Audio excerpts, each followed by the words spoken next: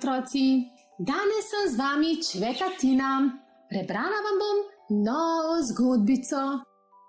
Kapljica zlata. Svet je bil lep, vse je sijalo v čudovitih barvah. Le ptice so bile otožne.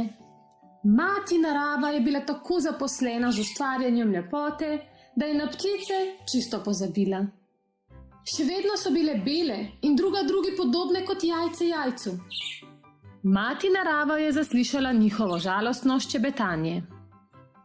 Tudi ptice morajo biti lepe, se je odločila. Zbrala je vse ptice in poklicala svoje pomočnike. Ti so nemudoma prihiteli, otovorjeni z lončki, polnimi barv, s čopiči ter zvrhano košaro najrazličnejših dodatkov. Ptice so se postavile v vrsto in opice so se lotile dela. Barvale so in barvale, dodajale črte, pike in lise, dokler niso porabile skoraj vse barve. Nekatere ptice so hotele daljše noge, druge razkošno perje. Nekaj ptic je dobilo nove peruti in kremplje, navadne kljune, nenavadne kljune in maske.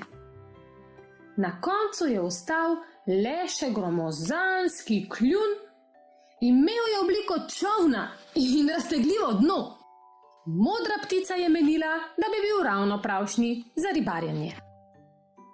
Ko je bilo okraševanja konec, so ptice začele prhutati in plesati, da bi pokazale svoje novo lepo perje, peruti, kremplje, kljune, maske in čudovite barve.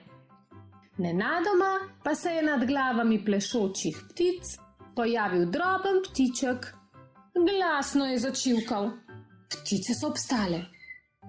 Oprostite, ker zamujam, na poti sem se izgubil, je pojasnil.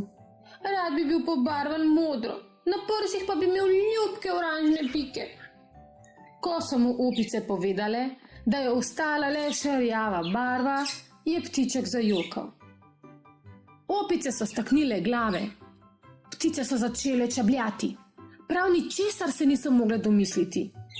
In na koncu so drobnega ptička pobarvale rjavo. Ptiček je sklonil glavo, da bi se ogledal. Ampak tako navaden sem, vi pa ste tako lepe. Nimam ne pikic, ne prog ali razkošnega perja, je žalostno ugotovil.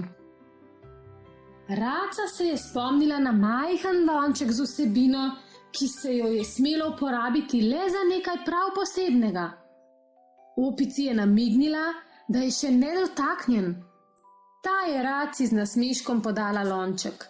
Raca je vanj pomočila peru in kapljica z njenega krila je kanila v ptičkov kljunček. Ta je stresel z glavo, začivkal in nato začel peti. Vsi so prisluhnili. Ptiček je bil še vedno odet v povsem navadno rjavo barvo.